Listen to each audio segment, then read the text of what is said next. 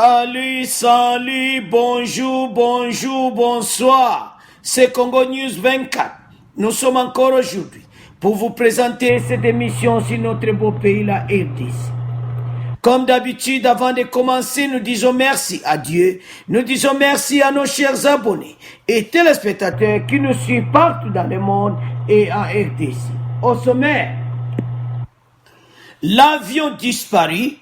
La MONUSCO rejoint la recherche. Bandeko, avion oye ki bandeko, MONUSCO babaniko lukayam. Allo bandeko, toko yoka message ya pilote, mpona ndenge avion wana pe bunga ki bandeko. Pilote moko bandeko, apesi message, toko yoka ye, pe toko expliquer niveau nini ya recherche et komisiko bandeko. Pon avion présidentiel où ils a porté disparu. Bandeko, tokoloba lisu bandeko pona Beni, bandeko rencontre bandeko entre FARDC de Sénat armée américaine alors offensive eza kosakana ngote bandeko. Ezo banda bientôt. Alors makambo ngo ezo sila bandeko. Ndeko toloba kine mission passée. Lelo bokomona rencontre entre ba américain bandeko na FARDC peut-être développer une émission na biso. Et puis bandeko conseil des ministres bami beko zoya kakoya pour les ministres de faire payer d'interdire aux ministres de faire payer les dépenses par les entreprises publiques. Ba pekisi ba ministre bandeko pour ba dépenses à moins ça me suite na ba entreprise publique. Alors bandeko toko développer une émission na biso. Alors, commençons avec le premier point, le Conseil des ministres. Alors, commençons avec le premier point. Le Premier ministre, Ilunga, a interdit aux ministres de faire payer leurs dépenses par les entreprises publiques. Ilunga pekisi bango ba jewana, il y a qu'utiliser l'établissement public pour la prise en charge de la dépense d'abord. Dans une lettre datée du 9 octobre, Sylvestre Ilunga Ilukamba constate que certains cabinets ministériels s'adressent aux entreprises du portefeuille de l'État ainsi qu'aux établissements publics sous tutelle pour la prise en charge des dépenses de fonctionnement ou de mission. Oyebi que gouvernement oyo bandeko parce que bandeko bele baza comprendre ce ko akomona ba réalité. Ilunga komeli ba ministre na ye bandeko était pour na dépense samo ezala dans la clarté ba ko utiliser les sous-entreprises publiques pour ba en charge ba dépense na ba. Boyebi que baza toujours na ba bon ba bloque bele ko ça pour ba zoa pour la dépense moins salam. Alors pour éviter corruption, Ilunga a lobby que banal lettre wana comment qu'il est 9 octobre tilelo a évidemment que de telles pratiques sont contraires à la bonne gouvernance et constituent une grave entorse à l'acte d'engagement éthique auquel les membres du gouvernement ont individuellement adhéré. Oye que bango ba signé que acte d'engagement. Alors, à mon que ba ministre belé bazo ça la pratique wana. Il y a qu'utiliser portefeuille de l'État et n'ab établissement public sous leur tutelle pour la prise en charge des dépenses de fonctionnement ou de mission. Alors, ba mon que pratique wana ezapé moi corruption. Alors, Ilunga pekisiam. Bandeko, tonitolo balikamo est important. Arrivé à Ilunga, et belé basé comme on a ke azamuta FCC. Tous allons honnête. Et belé basé comme on a kendenga yewana azamuta Kabila. Mais botala makamu ba décision ya zakoso. Onyoso président Félix Alobaki. Donc, à ça qu'on serre penza ba ministre.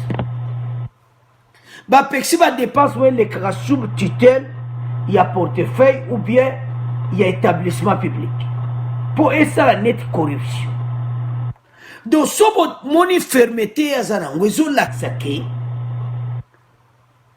aza ko travailler la main dans la main à président Félix Tshisekedi.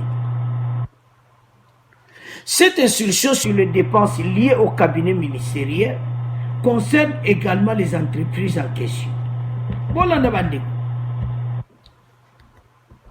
Je vous enjoins d'instruire les gestionnaires des entreprises publiques de ne plus financer les dépenses précitées qui relèvent du budget de l'État et de vous faire rapport sur les dépenses de ce genre qu'ils auraient déjà financées.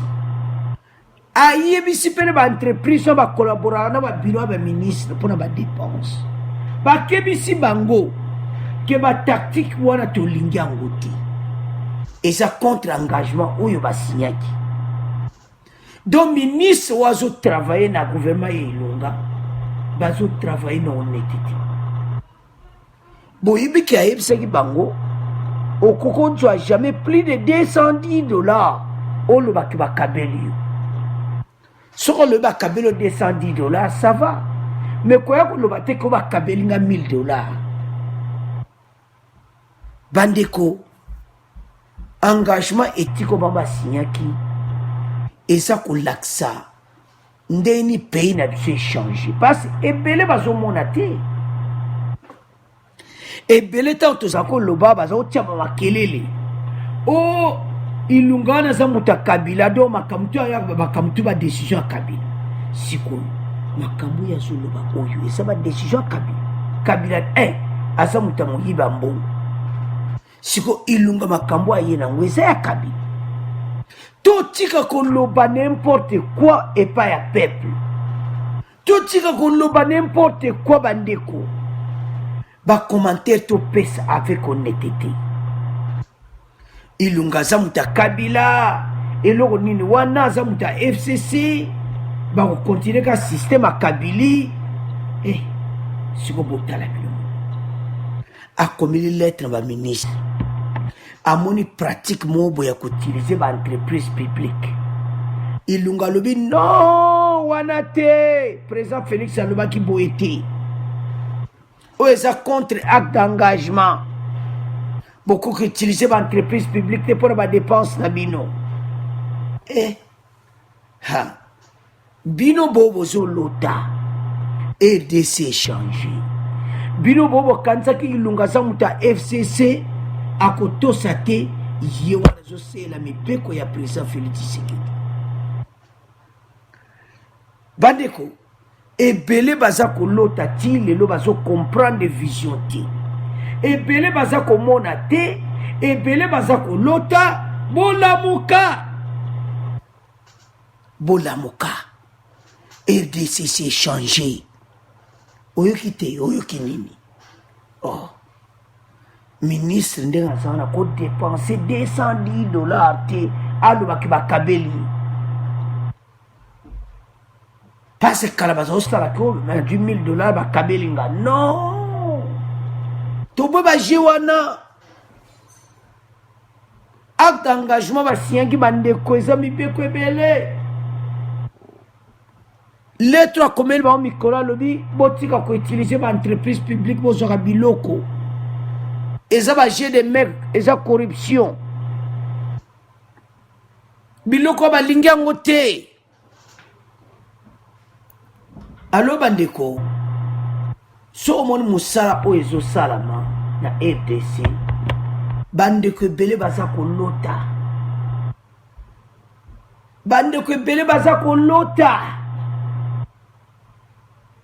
parce bandeko ebele bazo comprendre te baso bateke mboka esi échanger bandeko ebele bazo comprendre te parce que mboka na biso échangé complètement. Et c'est sous RDC wanate. Et c'est sous RDC wanate obino bokanzaki. Mboka na biso échangé. To changer mentalité na biso. to changer mentalité na biso,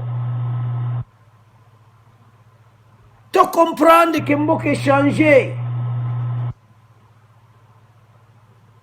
parce que o tubalinga basala na EDC bandiko makambo eza kitoko, makambo eza kitoko, me bino bozolota botelema EDC zesu EDC wana to boyebelaki mboka changer. Tangi ilunga kota ke ebele bazoloba ke ilunga za muta Kabila, lelo tala mibeko ilunga zo kwesa mibeko nyonso président lobaki, mibeko nyonso président lobaki. Alo bino bobo solo tabotelema RDC zoke na direction ya kitoko. Alo bande ko vous de commenter na premier point ya conseil des ministres ete makambo e komo kena niveau ya kitoko bandeko. Budget zalaki de 7 milliards et comme 10 milliards. Conseil des ministres pour Congolais CPLA. Le budget comme à 10 milliards de budget. Yamoto Tiangwana to comme 10 milliards bandeko de budget. Pour peuple congolais abima na pauvreté. Alors bino bobo kansaki ilunga ko travailler pour na Kabila talasiko. Ilunga zo travailler pour la président Félix. Nyoso président Félix azo lobane ilunga za kolanda. Alo bandiko. Et ça makambo oyo peuple congolais faut comprendre et mboke changer totika oyo wana totika kotia peuple. Je vous enjoins d'instruire les gestionnaires des entreprises publiques de ne plus financer les dépenses précitées qui relèvent du budget de l'État et de vous faire rapport sur ces dépenses des gens qui l'auraient déjà financé. Donc, ma lettre, on a lettre. Alors, bandeko, vous de commenter, tout ce qu'on a point d'absolu à mi balé, bandeko.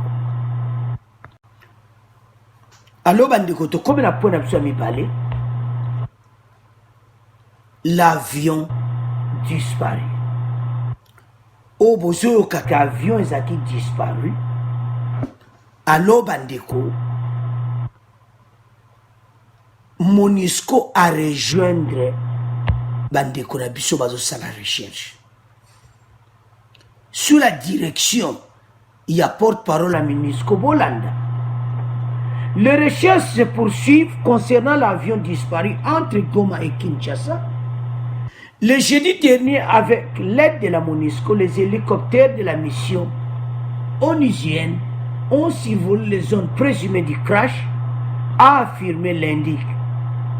Aujourd'hui, lundi 14 octobre, la porte-parole de la MONUSCO, Florence Maréchal.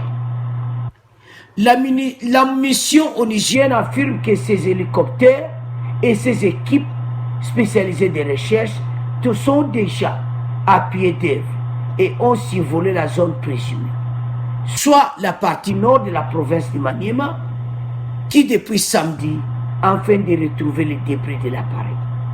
Bandeko, MONUSCO va rejoindre des recherches dans l'hélicoptère. Dans l'hélicoptère, bandeko, recherche et comme il y a Osaka Namoti. Balobi ke bango balingi bazwa ba débris wana pe boîte noire. Alors eza kitoko po bango soki basali recherche ba di boîte noire wana mundela koloba la vérité pe makambo nyonso ko bima sekele ko. Comme ça bo nyonso o bazaki na kati ya complot wana bakoyeba. Mais pour le moment lokola nan bazwi avion te avion eza na recherche. Alors bandeko ebele basopesa ba message ya mabe ya lokuta avion nano emonani te. Il faut peuple azwaka message ya kitoko boye ke mitema bato ezosala pena bien te. Mais bino bozwela message ya lokuta. Alors bandeko, recherche ezo continue. Alors, avant de continuer mission na biso bandeko, toyoka message oyo wuti na pilote bandeko pilote wana alobi pona yango ndenge nini avion wana ezalaki disparu ndenge salamaki do pilote aza ko expliquer parce que mon pas un pilote alobaki fa leka na réseaux sociaux pour bana ne famille ne peut baza ko banga bakanti ya azaki na avion wana aloki azaki na avion wana ti alors tolanda pilote au bandeko bongo to continuer mission na biso. Nous sommes tous affectés. Quand l'avion tombe, quand l'avion crache, on a mal parce que ce sont nos collègues. Ça pouvait être n'importe lequel d'entre nous. Ce que j'aimerais ajouter, c'est qu'il faisait très mauvais. Notre avion était dans la zone. Il faisait excessivement mauvais. Beaucoup de givrage. Vraiment une skyline terrible de presque 350 km de large. Nous devons attendre que l'aviation civile, notre autorité de l'AAC, fasse son enquête. Et dans l'entretemps, je ne vois pas quel est l'intérêt de me faire passer moi pour morte, de salir ma compagnie. Je suis bien vivante. J'adresse mes condoléances aux familles des victimes, mes condoléances à la présidence de la République et à tous ceux qui sont affectés. C'est notre aviation qui reçoit un coup, c'est nous tous qui recevons ce coup-là. On ne peut pas se réjouir ni se mettre à brouiller autour de l'événement. Il faisait mauvais, il y a eu trash. Soyons tristes, pleurons avec ceux qui pleurent, parce que c'est nous-mêmes qui pleurons. Et arrêtons de profiter de l'occasion pour salir une compagnie. Moi, le jet se porte très bien. Allo bandeko, tolanda pilote oyo bandeko. Nous avons suivi la dame ndeko na biso aza pilote ameko pesa ba conseil na bandeko oyo po ba comprendre que mokolango mopepe ezaki makasi mopepango alobi ke ezaki pena zone ezali pena kitoko te alors il y a pesa les informations na ndenge ya accident na ndenge salamaki bolandi apesi ba condoléances na la présidence et salaki epe bien te et puis bana epe bazali kobanga bato ebele bazo yango totika ba message ya lokuta tala pilote ya bato bazolobaki oyo ye mpe azalaki na kati non totika ba message ya lokuta na réseaux sociaux eza mawa alo ye mpe aleki mpo alo abamonaki azali epuis apesi message na population eza message moko do bato bazala quand même donc na esprit mwa kitoko ali botika bilobaloba aza ndeko na biso ali botika bilobaloba les ont dit congolais ali bilobaloba mingi sans preuve toyaka po tobeta ce pays na biso fait changer totika bilobaloba tala MONUSCO ba rejoindre bandeko na hélicoptère na bango bandeko hélicoptère bozomona wana eza na recherche kala te komona na parce que bandeko MONUSCO ba rejoindre aviation civile la biso o bazosala musala pena koluka boîte noire wana na ba débris to perdre bandeko na biso bakufi eza passe pona ADC alo yo mutu ozosepela nde damo alobi na video boyoki bolandi damo wana apekisi bato bilobaloba eza kitoko te toza na temps moko apasi bosouete bacondoléance na famille wana oyo ezoki na chauffeur ya président de la république bosouete bango bacondoléance na équipe nyonso ezalaki na kati oliki boloba bilobaloba bandeko eza pasi koperdre bandeko na bacondition ya ndenge wana. La MONUSCO a été approchée par les autorités congolaises en fait d'apporter un soutien pour la recherche de l'avion qui a disparu jeudi dernier. La représentante spéciale du secrétaire de l'ONU s'est entretenue à ce sujet avec le président de la République pendant le week-end. C'est ainsi, depuis samedi, les hélicoptères ont survolé les zones présumées du crash, a indiqué Florence Maréchal.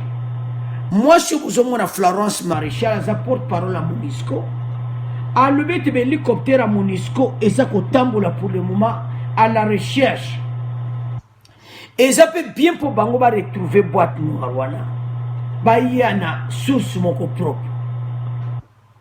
Maintenant, de façon concrète, puisque la zone semble avoir été identifiée, des hélicoptères sont en route pour aller cette zone afin de pouvoir mener des opérations de secours. Nous avons tous les équipements, tous les personnels qui sont entraînés pour ce genre de choses. Florence Maréchal, au besoin de la photo, bandeko, a lobby qui va entraîner dans ma cambaboui. Alors la mission est difficile à la suite d'abord des conditions météo qui ne sont pas forcément favorables. Il y a environ dans lesquels il semblerait qu'il y ait aucun réseau téléphonique. Nous espérons que ce soir, on y verra un peu plus clair et que nos hélicoptères auront pu atteindre la zone. Alors que l'hélicoptère bozomona bandeko zo tambola et ça fera qu'on luka ba mona place avion koi mpo ba mega ko so ba débris pe boîte noire pour aider les Congolais et dépasser na biso tozola wa selon Florence Maréchal bozomona wana porte-parole de la MONUSCO. Alors bandeko tu ira bien ba message à kitoko ba message za clair. Ndeboyo qui pilote wana lobi bandeko eza kitoko te. Tu as quand même un message à l'okuta na ba période oyo batu basana passe. Yango Congolais bozandingi. Mituna biso vraiment l'air mo salanga passe. Ola mukika oye na réseaux sociaux. Olobake pilote wana zaki na kati. Boyebi ke boko perdre me bana yi. Moi, ne mon père et qu'on s'allait passer par couille à cause d'émotion. Toti kabiloba loba. Tous allons net na auto solo. Tokeba avec namakamama betoya kapoto pe sa conseil. T'as l'avion couille. Avion couille bandeko. Et ça passe na motema. Chauffeur à présent Koufi, ou à même mituka président, bande que belé ba militaire bakina bande comme sous bakina kati, baza perdu. Ou les boyana ma message à Kitoko, boyana message à ma bé, bande que toujours 5 ans d'émission, ou bo pesa ma condoléance. Et ça la ka bien la famille wala sous bazo la émission, oyo, ba mona ba condoléance na bino. Bolandi pilote andinga lobi ba Congolais musuba kumolo ba ke pilote wana zaki na kata avion. Bana ye ezayi passe pona bana yi. Totika message à l'okuta. Yango Congo. Il fallait à un niveau musume ezonga ki sima pona message wana. Toza contre yango yango tozo teme message à l'okuta. Yango kose ba Congolais. Congolais a besoin message de vérité. Pombo kana msekeli boso.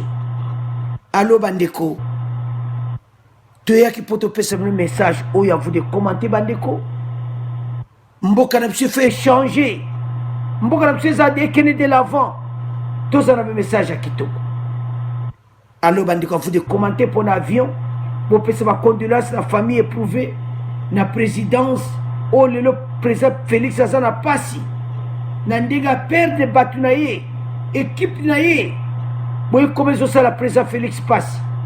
Tous ceux qui ont souhaité ma condoléance, bandeko émission Oyo live.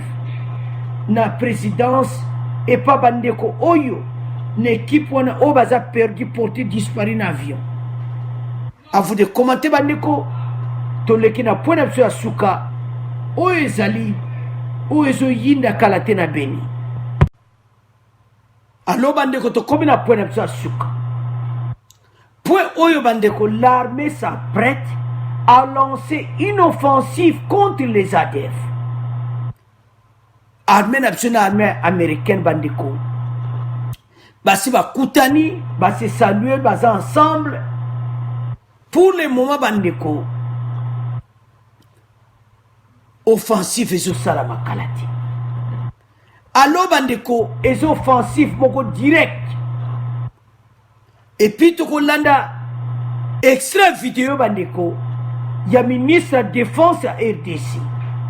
Extrait vidéo bandeko wutena ministre de la défense tokolanda yango bandeko oyo ezaki conseil de sécurité à président de la République. Tokotira bilo ba preuve bandeko oyo mesure ezwamaki na conseil de sécurité au président Salaki na SARDC. Bokolanda ngone émission. Le FARDC et l'armée américaine se préparent depuis quelques jours une grande offensive contre les rebelles ougandais de ADF.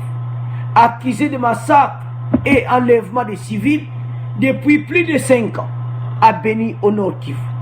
Sur place, l'armée a annoncé certaines mesures pour permettre aux FARDC de bien mener cet assaut. Pour les FARDC, ces mesures sont prises pour ne pas exposer les civils comme cible de ADF au lancement des opérations contre ces groupes armés. Le général Sylvain Ekenge, porte-parole adjoint de l'armée, parle de l'interdiction à la population d'accéder à toutes les positions militaires dans la zone opérationnelle de Beni. Bandeko, ndenge ba préparer yango boy. Ba yebisi peuple ba place ba ko koma na ba place ba ko komati. Passe ba lingite e koma na kati ya komba ADF ajibango lokola cible. Alors baza ko évacuer population pour le moment. Bandeko, opération tango sala makezaka planifié. Alors bandeko, ba yebisi bango ete zone one opérationnelle. L'interdiction à la population d'accéder à toutes les positions militaires dans la zone opérationnelle de Beni. Bah, ils ont que la zone où on a combattu. Ba combattu. Zone où on est à Koyinda pour le moment, bah, comme la zone où on a été.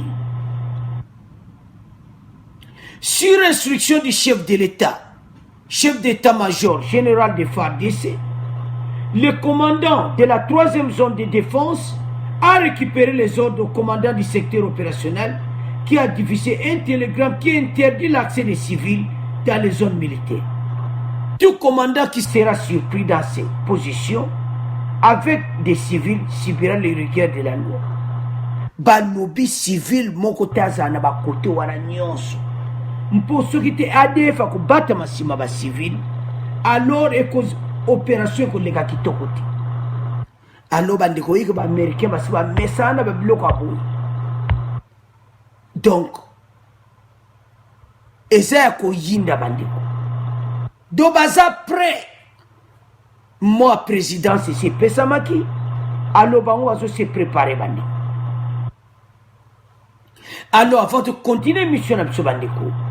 Tout le message au ministère de la Défense, il y a RDC, tout le image, au président de la République à Salakina Conseil de sécurité, tout le message, il y a défense na biso, bandeko, ezaya ko yinda, tout le yango, bon to continuer mission na biso.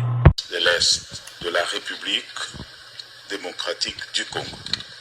Communiqué au final du côté élargi aux 5 gouverneurs de province de l'Est. Sous la présidence de son Excellence, Monsieur le Président de la République, chef de l'État, il s'est tenu ce jour à Bukavu, chef-lieu de la province du Sud Kivu, la réunion du Conseil national de sécurité élargie aux gouverneurs des 5 provinces de l'Est touchées par l'insécurité, à savoir la province de l'Ituri, du Maniema, du Nord Kivu, du Sud Kivu et du Tanganyika. Cette réunion a commencé par le mot d'ouverture du président de la République sous forme de rappel des dernières assignations données aux gouverneurs au cours de la conférence des gouverneurs tenue à Kinshasa en juillet 2019. À cette occasion, le président de la République, chef de l'État, avait insisté sur le fait que le gouverneur des provinces, en tant que représentant du chef de l'État, doivent veiller à ce que toutes leurs actions puissent mettre l'homme au centre de leurs préoccupations. Le président de la République a tenu d'entrée de jeu à rassurer le gouverneur des provinces de son appui pour la restauration de l'autorité de l'État dans leurs entités respectives. Il a en outre annoncé le renforcement des forces armées de la RDC et de la police nationale congolaise pour ramener la paix dans ces provinces. Allo bandeko tolandi wana. Tolandi message na ministère de la Défense. Tolandi image président de Sangana ki bandeko. Zomona ki baza vraiment dans la joie. Et puis, ndenga Sangani na ba gouverneur, alobi na ba 5 gouverneurs wana. Ya Tanganyika, ya Sud Kivu, Nord Kivu. Ayebisi ba gouverneur wana Ituri, bango nyonso les 5 gouverneurs. Bango bazala ki présent na réunion wana. Parce que le gouverneur il faut pas participer. Parce que le peuple a informé na gouverneur ko passer message na armée. Donc na makamundenge opération ko sala les 5 gouverneurs il faut pas sala impliquer. Yango présent sur là qui na ba gouverneur à est a passé bon message wana. Alors tant ba autant communiquer vous on a quelques gouverneurs bazawana. Bomoni peso nani leki Kabila wana waza gouverneur Tanganyika. Bomoni ba gouverneur bandiko na ya Ituri. Alors ba gouverneur baza présent. Pourquoi baza présent? Parce que ba gouverneur il faut pas participer à l'opération. Bango baza ba source d'information. Alors il faut pas protéger la population. Message leka kitoko quand ba gouverneur na population na armée ndé musale kotam. Le porte-parole adjoint de FARDC a annoncé également l'interdiction aux véhicules de l'armée de transporter des effets qui n'appartiennent pas aux militaires. Selon lui, les véhicules militaires ne transportent que les rations destinées aux militaires, les ravitaillements en termes d'armes et munitions. Balobi peut pas véhicule armé mais comme même biloko mo shooter pour éviter confusion. Parce que ADF batambula kana ba biloko na kati ya bakada. Alors ba ligité armée militaire de convoi militaire et même ba biloko bandeko. Aso oyo ndenge za préparé bandeko na ngai ba toujours silisa et de ADF wana. Bandeko beni eza ekozala ekokoma vraiment naibiti. Oyebi ba américain baza ba expert na makambo. Alors présence na bango bandeko eza ya koyinda. Présence na bango eza ya koyinda. Bombondi ba pesi mayel na armée na biso. Ba véhicule ezala kana biloko ba militaire. Eza na biloko musute parce que ba des fois na bakar na bango pona ko éviter confusion ba mema ba biloko. Alors car na biso mo te mema biloko wana. Bola na bandeko. Tout convoyeur qui sera surpris avec des marchandises d'autres que les effets militaires subiraient les rigueurs de la loi, a averti l'officier, assurant par ailleurs que toutes les dispositions ont été prises pour que les situations qui ont été vécues dans le passé ne reviennent plus. Ah, donc dans le passé, bakara ba militaire, opération bozosa, yango za ko échouer. Na lera Kabila, on va na béchec. Convoi zo me ba marchandise. Au lieu que me biloko ya armée. Ah! Oui que ça l'a passé. Dans la lera Kabila, makama bozo salama. Camion ba militaire le me ba armée équipement, ba même biloko na mo business. Ba leki na ngope ba kati Rwanda. Ba kati Uganda do ezama wa. donc complot ezalaki na niveau nyonso. Yango balobi tout convoyé qui sera surpris avec des marchandises autres que les effets militaires subirait la rigueur de la loi, a averti l'officier, assurant par ailleurs que toutes les dispositions ont été prises pour que les situations qui ont été vécues dans le passé ne reviennent plus. Makambo elekeki lera Kabila. Donc na lera aswabo ilinge salama na lera Kabila parce que ma marchandise ça n'a pas si. Donc fa de sa Kabila ba mimi na mama marchandise ba mimi no ba plan na ba ko teka ba or na ba na kati na lero leki ba bundela mboka bande ko ba groupe armé wano ipone baza ko attaquer ADF ya liboso bango de batu baza penda sukati so ba éliminer ADF mo ba groupe mike wana au président de la République banyangala katwa mike wana bandeko pona ko longola ba on a minute na minute allo bandeko ba témoignage bandeko kwena Beni. Depuis quelques jours, selon des témoins, plusieurs militaires arrivent en renfort dans la région de Beni. Eh, oui, que ça qui c'est quoi? Son a Beni, parce que ba militaire va kita. Ba militaire a fait des sénats américains va kita. Et ça n'a qu'à plaisir na peuple. Et ça n'a qu'à plaisir. Dona Beni pena baza komona bandeko.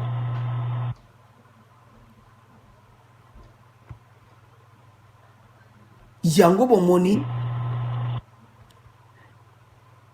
Général Sylvain Kenge alobi na ba militaire bo.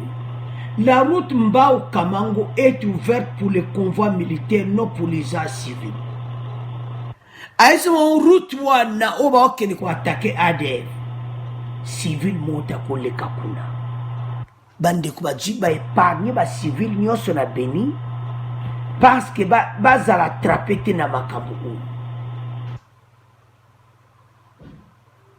Cette route est ouverte pour que les militaires puissent être ravitaillés, pour que les convois militaires puissent l'emprunter et non pour les agents civils.